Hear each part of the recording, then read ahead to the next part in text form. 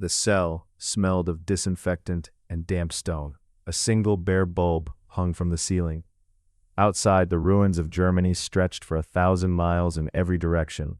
Bombed cities, mass graves, a civilization reduced to ash and guilt. But inside cell number 5 of Nuremberg Prison, the man sitting on the edge of his cot did not look like a defeated man. He looked like a king waiting for his throne room to be cleaned. Hermann Göring, once the second most powerful human being on earth. Commander of the Luftwaffe, president of the Reichstag, founder of the Gestapo. Hitler's chosen heir to the Third Reich. He had ordered the bombing of London. He had signed the order that set the Holocaust in motion. He had worn uniforms so encrusted with medals that his own soldiers privately called him the Christmas tree. And now here he sat, in a 10-foot by 12-foot prison cell, stripped of his medals, stripped of his morphine addiction, stripped of everything. And yet he was smiling. The American guard outside his door had reported it every single day since his capture. Göring was smiling. And that smile was about to become the most dangerous thing in all of Nuremberg. Because on the morning of October 18, 1945, a young American army captain walked down the corridor of that prison with a notepad under his arm and knocked on Göring's cell door. His name was Gustav Gilbert. He was 32 years old. He was 5 feet 9 inches tall. He had no gun. He had no rank that would have impressed Göring. He was just a psychologist. But over the next 11 months, Captain Gustav Gilbert would do something that 12 Allied armies and 55 million deaths had failed to accomplish. He would break Hermann Göring, not with force, not with torture, with a notepad, with silence, and with the most devastating weapon in human history, the truth. It is October 1945. The war in Europe ended 5 months ago. Adolf Hitler is dead. The Third Reich is rubble. Germany has surrendered unconditionally. But the work is not finished. In the city of Nuremberg, the same city where the Nazis held their massive propaganda rallies, where torchlight parades announced the coming of the master race, 21 of the most powerful surviving Nazi leaders are now sitting in a prison waiting to be judged. It is the first war crimes tribunal in human history. The world is watching. And the man the prosecution fears most is not sitting quietly. He is talking, laughing, maneuvering, charming, dominating every room he enters. Hermann Göring has decided that even here, even now, he is going to win. Welcome to Echoes of Valor X, where we dig into the gritty, raw, unfiltered truth of war. Today, we uncover the hidden battle inside Nuremberg Prison, the 11-month psychological war between one quiet American soldier and the most dangerous Nazi who ever sat in a courtroom. This is the story that history books summarize in 2 paragraphs. We're going to live inside every minute of it. To understand what Gilbert was walking into, you have to understand who Hermann Göring actually was. Not the cartoon villain, not the buffoon in the oversized uniform that history sometimes reduces him to.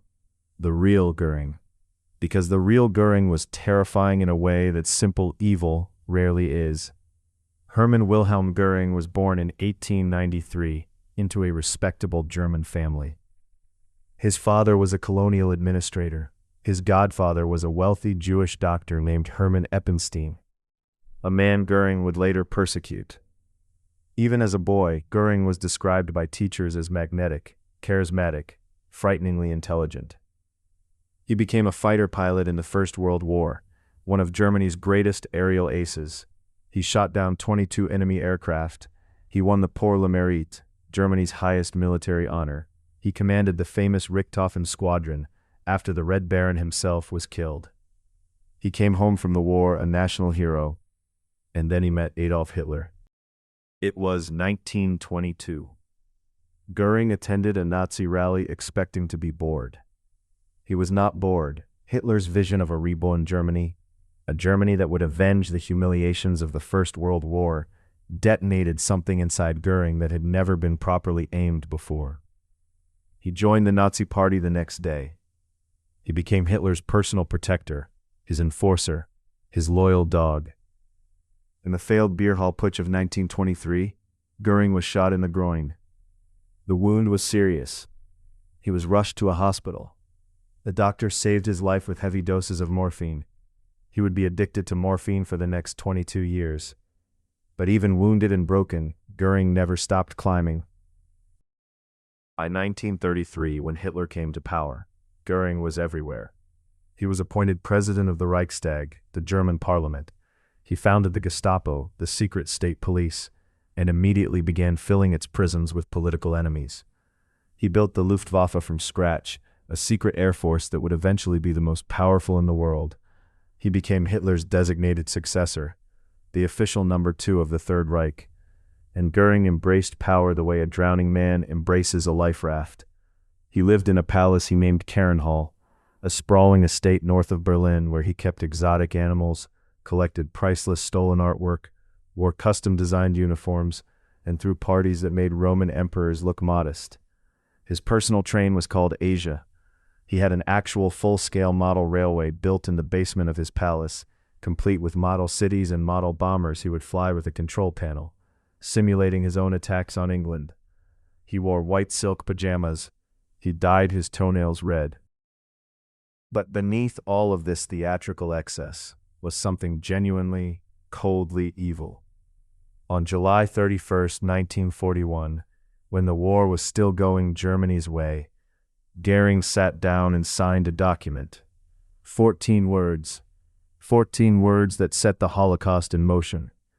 The document instructed Reinhard Heydrich to prepare a total solution to the Jewish question in German-occupied Europe. Total solution. Within 18 months, the gas chambers of Auschwitz were operating at full capacity. Hermann Göring did not personally murder 6 million people, but he opened the door, and he signed his name to it. By 1945, everything had collapsed. The Luftwaffe he had built was destroyed. The cities he had bombed were now bombing Germany in return. Hitler, furious at Göring for attempting to negotiate a separate peace in the war's final days, had him arrested and expelled from the Nazi Party. When American forces captured him in May 1945, Göring was found in the Bavarian Alps, overweight, drug-addicted, and carrying enough morphine tablets to kill a horse. He surrendered as if he were doing the Americans a favor. He told the officers who took him into custody, "I expected to be treated like a marshal. You don't put a marshal in a cell." He fully expected to be put up in a hotel. He expected a formal dinner with senior American generals. He expected the same gentleman's treatment that European military tradition had always extended to senior officers. What he received instead was a 10-foot by 12-foot cell and a young captain with a notepad. Captain Gustav Gilbert did not look like a weapon.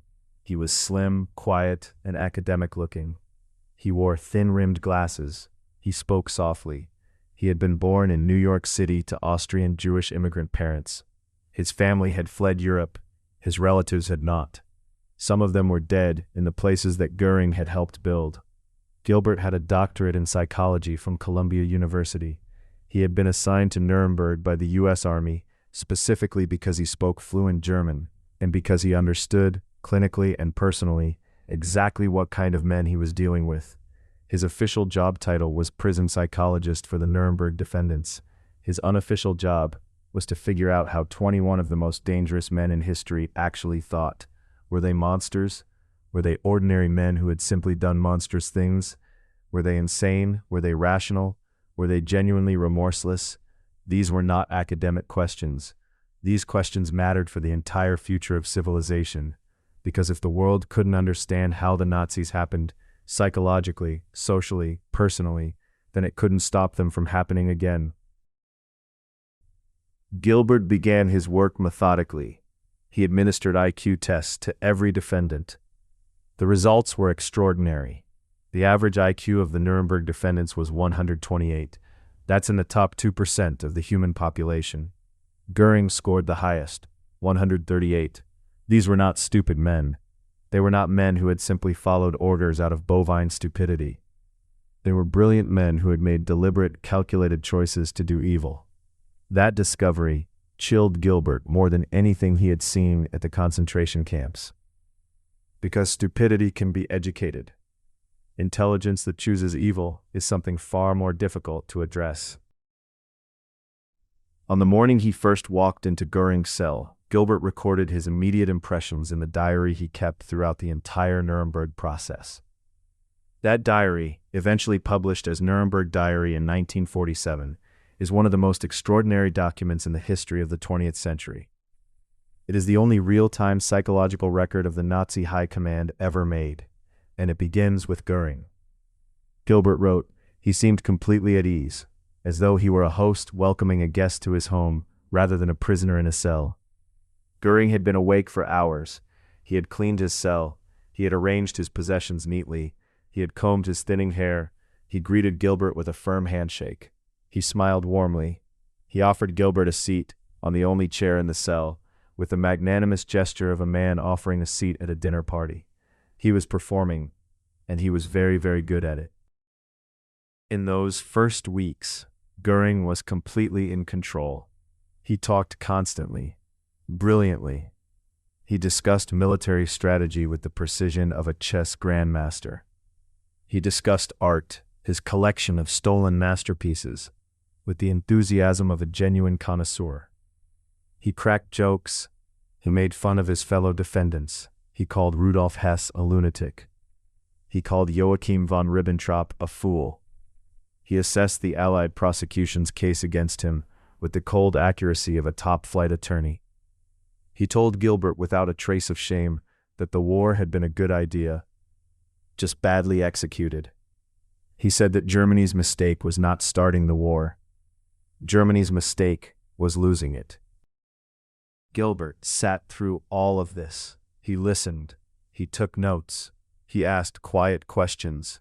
He did not argue. He did not get angry. He did not give Göring the satisfaction of a reaction. Because Gilbert understood something fundamental about Hermann Göring that the man himself had not yet recognized. Göring needed an audience. He required an audience the way other men require food and air. His entire identity, his entire sense of self, was built on the reaction of other people. The cheering crowds at Nuremberg rallies, the terrified faces of the men he imprisoned, the awed glances at his medals and uniforms, the fawning praise of subordinates. Take away the audience, and Göring didn't know who he was.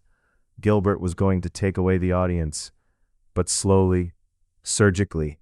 The first real crack appeared 6 weeks after Gilbert's arrival. The trial had officially begun on November 20th, 1945. On that day, the prosecution presented its opening evidence to the court. The evidence included newsreel footage, footage from the concentration camps, footage that had been recorded by the liberating Allied armies as they moved through Dachau, Buchenwald, Bergen-Belsen, and Auschwitz. The footage was raw, unedited, merciless. Piles of bodies, living skeletons in striped uniforms, mass graves, gas chambers, children's shoes. Gilbert watched the defendants as the footage played. Most of them looked at the floor. Hans Frank, the Governor-General of occupied Poland, wept openly. Several others turned away from the screen, but Göring watched. His face was carefully controlled, professional. He appeared calm. But Gilbert noticed something. Göring's hands, under the table, out of view of the cameras. Göring's hands were pressed flat and white against his thighs, pressing so hard the knuckles had gone bloodless. That night, Gilbert went to Göring's cell. He asked him what he thought of the footage. Göring looked at him with steady eyes and said, "It was a good propaganda film." Gilbert wrote nothing. He simply looked at Göring. Some of that footage, Göring continued carefully, was probably real. Some of it was probably staged. That's what Allied propaganda does. Gilbert nodded slowly. Then he asked very quietly, "Which parts do you think were staged?" And for just 1 second, one fraction of a second that Gilbert caught and recorded, something flickered behind Göring's eyes. Not guilt, not shame, something far more dangerous to a man like Göring. As the trial continued, the evidence became impossible to strategize around. Document after document, order after order, signed with names that sat in that courtroom. One morning, the prosecution presented the Wannsee Conference minutes. This was the record of a meeting held on January 20th, 1942, attended by 15 senior Nazi officials. The meeting's subject: the precise logistics of murdering every Jewish person in Europe. 11 million people. The minutes were matter-of-fact, clinical, bureaucratic. as if the men in that room had been discussing train schedules, which in a way, they had been. And then the prosecution presented the Göring documents, 172 separate documents, signed by Hermann Göring. Orders for the seizure of Jewish property, orders for the deportation of Jewish populations, orders authorizing the use of concentration camp labor in the Luftwaffe's factories, where workers were worked until they died and immediately replaced. And the July 31st, 1941 document, the 14-word order for the final solution, read aloud in that courtroom, with Göring sitting 6 feet from the prosecutor. That night, Gilbert went to Göring's cell. This time, Göring was not performing. He was sitting on the edge of his cot, his large hands hanging between his knees, his eyes fixed on the floor. When Gilbert sat down, there was a long silence. Then Göring said slowly, "The documents are real, I cannot deny that." He paused. "But you have to understand, there was a larger situation, a larger picture, things that were necessary." Gilbert asked, "Necessary for what?" Another silence. "For Germany," Göring said finally. Gilbert wrote it down. Then he asked the question he had been building toward for weeks. "Does that larger picture," he asked quietly, "explain the children?" The word landed in the cell like a dropped stone. Göring said nothing for 37 seconds. Gilbert counted. He wrote the number in his diary. 37 seconds. Then Göring stood up, walked to the cell door, and knocked for the guard. The conversation was over. But something had changed. Gilbert could feel it in the cell. One of Göring's primary strategies throughout the trial was control of the other defendants. Before every court session, the senior Nazis were allowed 30 minutes of exercise in the prison yard. Göring used these 30 minutes like a regimental commander briefing his troops. He moved from man to man, whispering, gesturing, organizing. He was constructing a unified defense, a narrative that all 21 defendants would stick to. The narrative was, we were soldiers. We followed orders. We didn't know the full picture. The truly guilty are dead. Gilbert recognized the strategy immediately, and he began working against it. During his evening visits, Gilbert began sharing what individual defendants had said to him, carefully selected quotes that revealed their private thoughts. He told Albert Speer, the architect of the Nazi war machine, that Göring had privately called him a weak man who caved to Allied pressure. He told Göring that Speer had said privately that Göring was fighting for his life and dragging everyone else down with him. Neither of these things was exactly what had been said, but both were close enough to the truth to sting. The Nuremberg defendants began to turn on each other. Speer began distancing himself from Göring's defense narrative in open court. Others followed. The unified front began to crack, and Göring, who had been the undisputed alpha of the prison yard, found himself increasingly isolated. The most devastating moment came during a showing of a documentary film about concentration camps that Gilbert organized for all defendants together. Göring, as was his habit, tried to establish dominance by talking through the film, making dismissive comments, appearing unaffected. But the man sitting next to him, Hans Frank, had begun to weep, and then funk, and then shocked. Göring turned to them with contempt in his eyes. He hissed at Frank, "Don't be so sentimental." Frank looked at Göring with red eyes and said very quietly, "Sentimental? I spent 5 years murdering people on your behalf." The room went completely silent.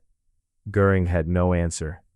For the first time in 11 months of imprisonment, Hermann Göring had nothing to say. On March 13th, 1946, Hermann Göring took the witness stand in his own defense. His attorneys had advised against it. The prosecution was prepared. The evidence was overwhelming, but Göring insisted, because Göring still believed he could perform his way out of this. He believed that if he could simply stand in front of the court and show them who he really was, a great man, a patriot, a soldier, they would understand. For 4 days, Hermann Göring testified, and for 2 of those 4 days, he was extraordinary. He spoke for hours without notes. He gave a sweeping, encyclopedic account of the rise of Nazi Germany that held the entire courtroom spellbound. He was articulate. He was precise. He was at times even funny. The Allied prosecutors began to sweat because Göring on the witness stand was exactly as formidable as they had feared. He was using the courtroom the way he had used every stage in his life, as a performance, and the audience was the world. Then the cross-examination began. The lead Allied prosecutor was Britain's Sir David Maxwell Fyfe. Fyfe was methodical, precise, icily calm. He did not try to outperform Göring. He simply asked questions, simple questions, specific questions, document after document, date after date, signature after signature. Did you sign this order, Herr Göring? Yes, but did you authorize this deportation? The context requires. Is this your signature on this document, authorizing the use of Jewish slave labor? I must explain the situation at the time. Göring's performance began to deteriorate. He became agitated. He began speaking faster. He began reaching for justifications that he himself could hear didn't hold together. He kept looking toward the gallery, looking for the reaction, looking for someone to be impressed. The gallery stared back at him, blank-faced, not impressed, not horrified, just watching. That blankness was the thing that finally rattled him, because there is nothing more terrifying to a man like Göring than an audience that feels nothing. After his testimony, Gilbert visited his cell. Göring sat slumped in his chair. He looked 10 years older than he had 4 days earlier. He said to Gilbert, "I thought I had them. I really thought I had them." Gilbert said nothing. Göring looked at him. "Do you think it went well? Do you think I made my case?" Gilbert thought for a long moment. Then he said very quietly, "What case were you trying to make?" Göring blinked. "That I was a patriot, a soldier." Gilbert looked at him steadily. "And the children, Herr Göring? What case would you like to make for the children?" Göring looked away and didn't answer. On October 1st, 1946, the Nuremberg verdicts were delivered. 19 of the 21 defendants were found guilty. 3 were acquitted. 12 were sentenced to death by hanging. Hermann Wilhelm Göring was one of them. When the verdict was read, Gilbert was watching Göring's face. He expected to see fear. He expected to see the performance finally crack. Instead, Göring sat very still. His face was stone. He nodded slightly, as if he had heard a military order, and acknowledged it. Then he was led back to his cell. That night, Gilbert made his final visit. He sat across from Göring in the now familiar cell. For a long time, neither man spoke.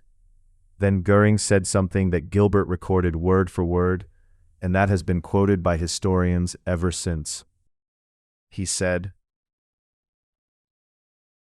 "Naturally, the common people don't want war, but after all, it's the leaders of the country who determine the policy.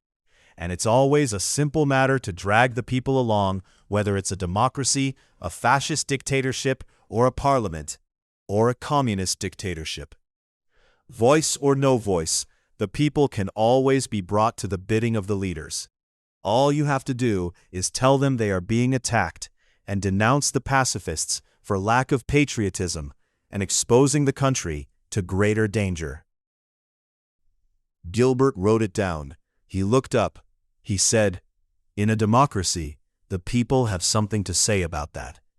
Göring shrugged. "That is also true," he said. Then there was silence again. The executions were scheduled for October 16th, 1946. On the night of October 15th, 2 hours before midnight, the guards opened Göring's cell for a routine check. Göring was lying on his cot. He was dead. In his mouth, the shattered remains of a small glass capsule, cyanide. Hermann Göring had managed to hide a single poison capsule for the entire length of his imprisonment. Exactly how he obtained it remains one of the great unsolved mysteries of the Nuremberg trials. He had cheated the hangman. He had robbed the court of its final authority over him. In his own mind, he had won. He left 3 letters, one to his wife, one to the Allied Control Council, one that explained nothing. The Allied Control Council letter was defiant to the end. He wrote that he had not been afraid to face death, only the dishonorable death of hanging, which he called a punishment for common criminals. He was, to the very last breath, still performing, still managing his image, still desperate to control how the audience saw him. Gustav Gilbert continued his work. He published Nuremberg Diary in 1947. The book became a foundational text for the study of totalitarianism, obedience, and the psychology of evil. His analysis of Göring shaped how the world understood the Nazi mindset for generations.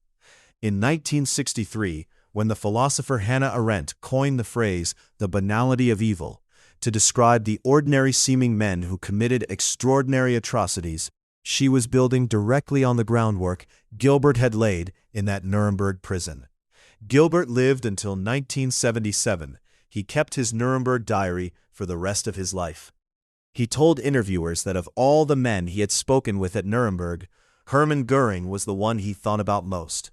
Not because he was the most evil, but because he was the most intelligent. Intelligence, Gilbert wrote, is no barrier to evil. It is sometimes the most effective tool of it.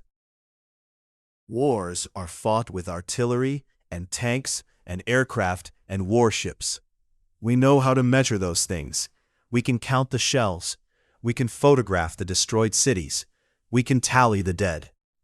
But some wars are fought in small stone rooms under a single bare light bulb, with a notepad and questions, and a man on one side of the conversation who believes he is still in control, and a man on the other side who is quietly, methodically taking that belief apart, brick by brick, question by question.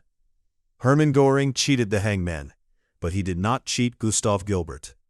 In 11 months of conversations, Gilbert extracted something from Göring that no court, no attorney, no torturer could have pulled from him.